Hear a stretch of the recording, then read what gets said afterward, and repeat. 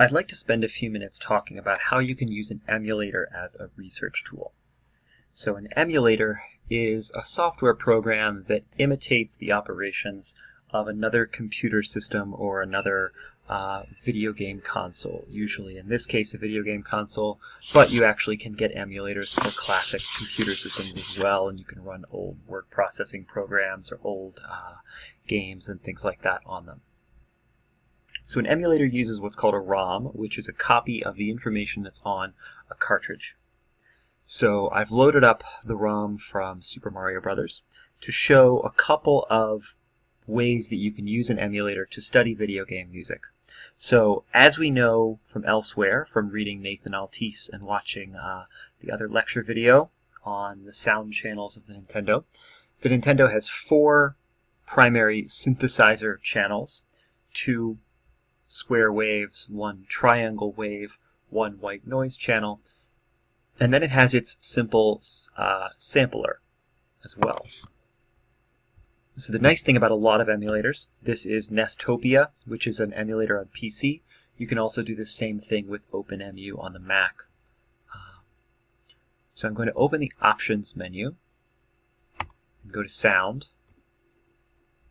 And over here, we can see that we have the channels of the Nintendo all laid out. So there's a master volume control, then there are volume sliders for the 2 square wave channels, the triangle wave, the noise channel, and DPCM is the sampler channel.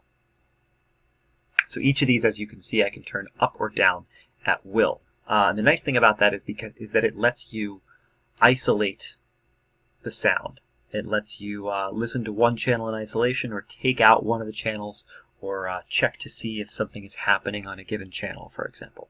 So I'm just going to start the game and play a little bit normally. Then I'm going to start to tweak the sound channels a little bit.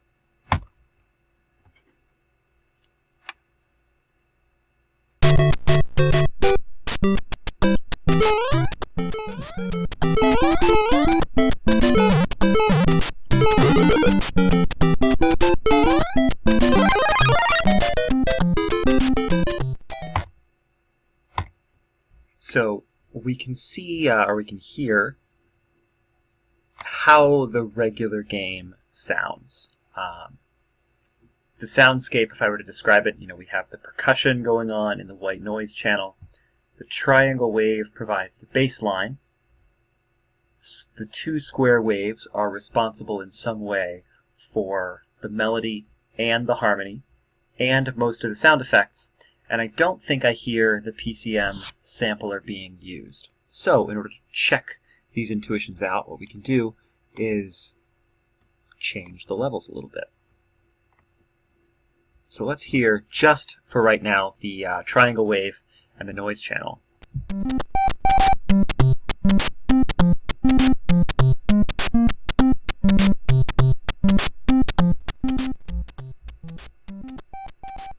So it just gives us the bass line and the sort of percussion, quote unquote. So I stop it there.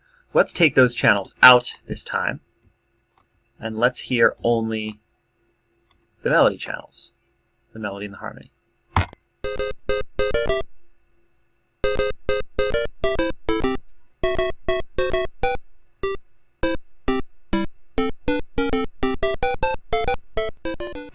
So if you listen very closely, you can hear that these 2 channels that sound exactly the same, the square wave channels, one of them is doing the melody that you would sing along with this, and the other one is doing the harmony. So let's try turning one of them off and hear what we get.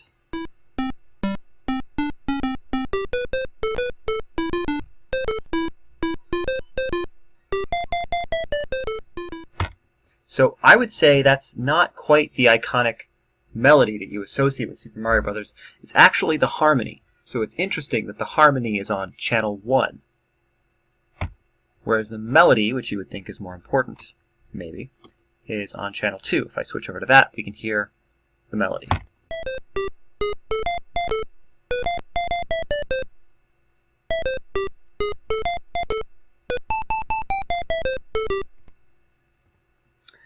Now I think the reason for this is that actually the other square wave channels, channel 1, which has the harmony, is actually responsible for a lot of the sound effects. So this is something you see in a lot of Nintendo games.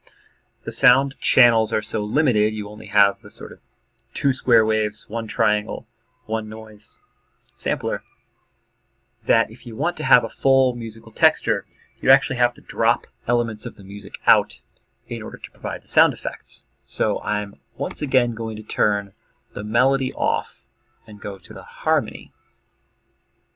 And let's see what kinds of sound effects we have on this.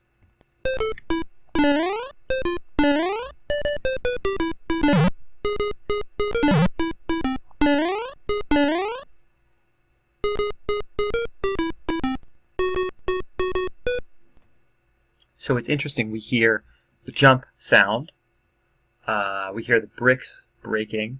We don't hear the coin though. And I bet if we switch over, we will hear the coin. Now we have the melody again. No sound when we hit a block, but there's the coin sound. No sound when we break a brick. So throughout the game, in developing the game, the programmers had to make choices. Because they have to drop one of these voices out whenever they want to make a sound, they had to make choices about what you're going to hear when. So they put the melody on the second channel, and they used the first channel primarily for the sound effects. Blocks, jumping, you jump a lot in this game. And every time you jump, as you heard, the music drops out for a moment. So it seems like the developers made the choice that jumping is going to happen so often that it can't share a channel with the actual melody. So jumping shares a channel with the harmony, so that a lot of times the harmony is dropping out. And the only times that you'll hear both of these drop out is when you're actually jumping in order to break a coin block, because channel 1 drops the harmony out to play the jump sound, channel 2 will drop the melody out to play the coin sound. And as you hopefully heard, it takes a second for it to recover. So I'm going to turn the channels back on, just both of the square wave channels right now. And I want you to notice the different ways in which either melody or harmony will drop out. And I'm going to see if we can get any moments where we have silence in the music. You hear it drop to one channel sometimes.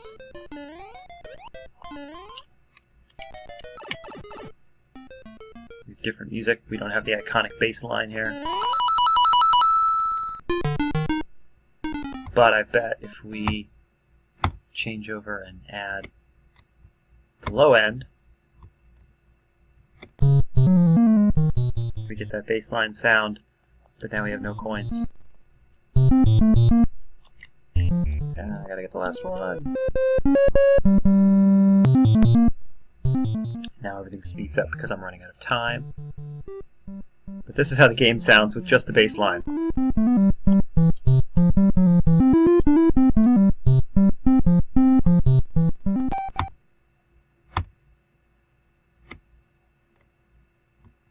So just to show you one more time, here's square wave 1 with just the melody, or just the harmony, and the jump sound, so the music will frequently drop out.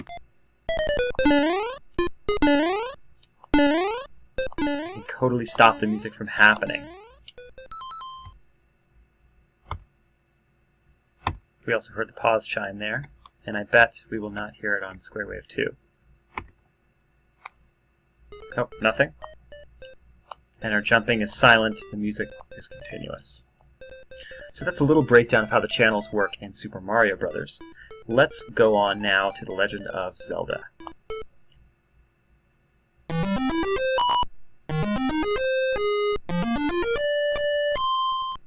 You can hear we only got part of the fanfare there. So, let's reset our sound channels to normal. Okay, so I'm now going to open up The Legend of Zelda And so we'll hear the music from the beginning, and we'll also check out a couple of the quirks of Zelda's sound design.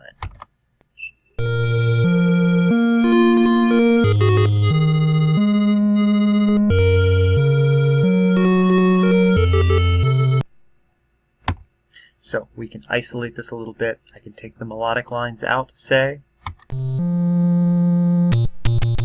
We hear just the bass line and the quote-unquote percussion.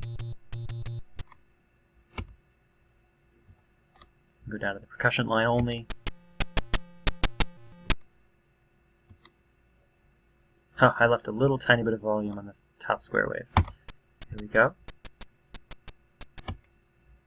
So if I add the tracks back in one at a time, you can hear how the melodic and contrapuntal tracks interact.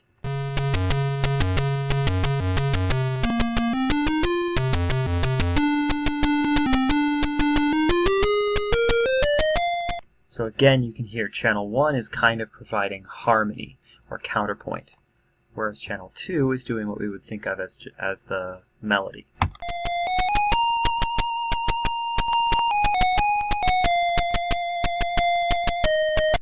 So let me add the bass line back in.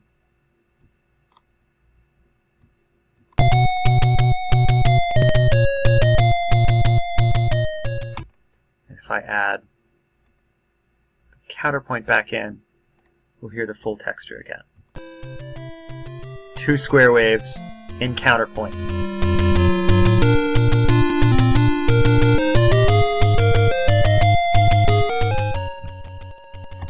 So you can sort of hear how one will carry the melody, the other one will kind of follow it, or fill in some of the harmony, or echo it.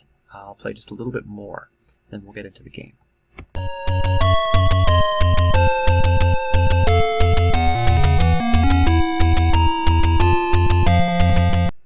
Oops. So that's square wave 1 filling in those extra notes.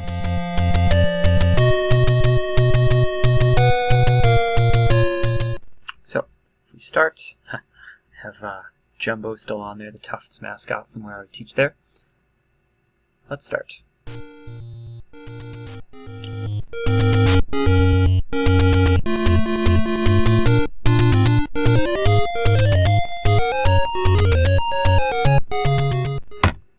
So what we hear is very similar to the menu music. It's sped up, it's a little bit more exciting here, but it's the same deal. The 2 square waves, one has the melody, one has the harmony. The triangle wave is providing the bass line, and the percussion track, the white noise track, is providing the percussion. But there's one other detail in that Zelda actually uses the sampler. So one way that we can hear the sampler sound is the sword. So I'm going to go get the sword.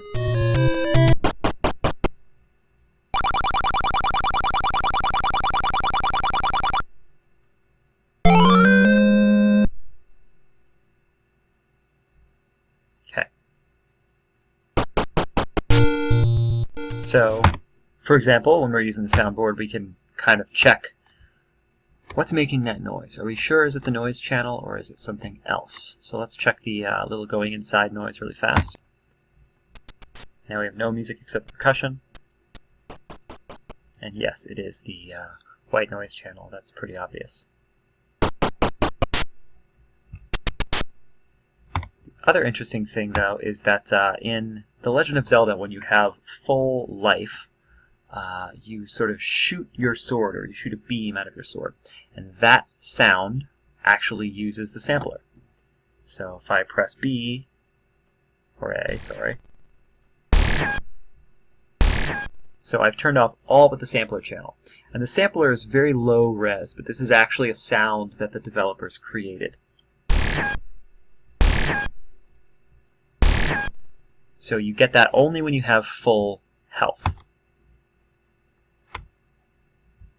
If I were to turn that off and go back to only the synthesizer channels, we suddenly wouldn't hear it. In fact, we get only another component of the sound, which is provided by the white noise channel. So if I put them together, the noise and the sampler gives you the full sword sound.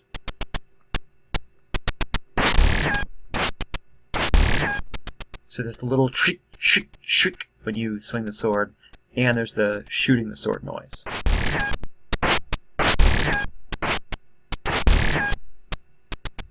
And if you were to lose one of the channels, you would lose one component of that. Let's turn the sound channels back on, because I actually now want to run to the first dungeon as fast as I can, and show you one of the other quirks of the sound design. So I'm just going to hope that I remember how to get there, not going to stop to fight. And it's actually okay if we take a hit or two, because we need to have low life in order to demonstrate this. No, yeah, that guy always pops up.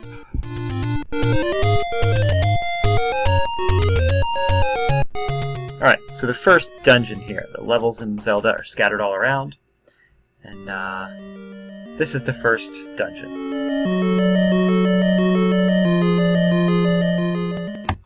So if you listen carefully to this, you'll notice the percussion track is not being used for this. We've got the bass track, which actually kind of has the melody. You can hear it very clearly if I turn the square waves off.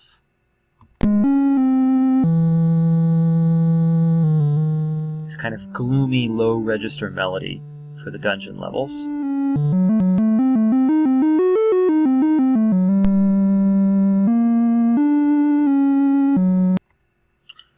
And if I turn that down and turn the square waves on, you'll hear this kind of steady stream of notes. The interesting thing is, it's actually not a stream of notes. What it's going to give you is this stream of 4 notes per beat, these 16th notes. Each wave is only doing one of them.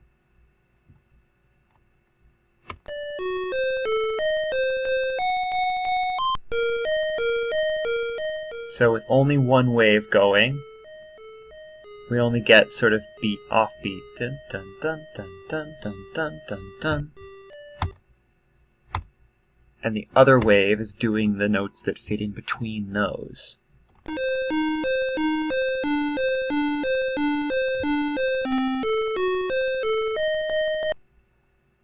So it actually requires both channels to come together into this steady accompaniment.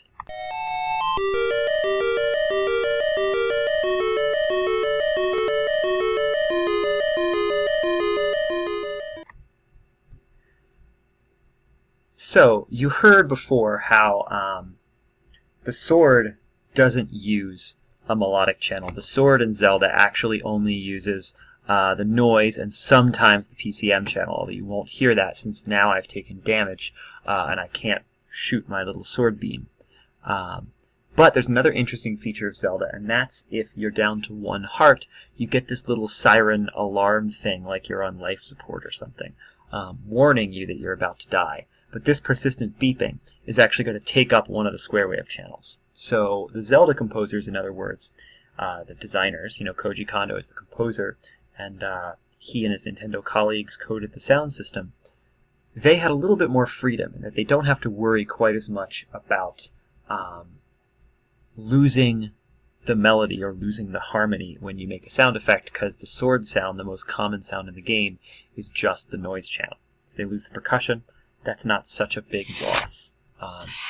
So you notice the music in Zelda is a little bit more contrapuntal. The square wave 1 and square wave 2 lines kind of weave around each other in a way that's more complicated than in Mario. But now I'm going to go and see if I can get hurt and get down to 1 heart, and you'll hear the consequences of this. Oh, here's the sword. I can't shoot it, but it still has the white noise channel. Alright, so let's get hurt a little bit here.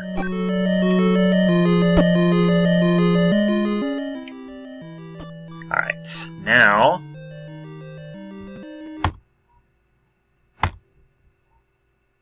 if we go down to, let's take the melody out, or the bass line's melody out, and let's leave just 1 square wave, and you'll hear this persistent beep is going in 1 channel, and we're down to 2 notes in the accompaniment.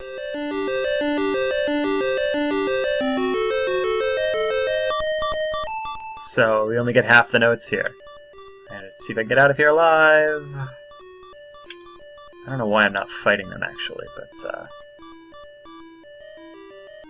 fills in for a second, and then you lose it again.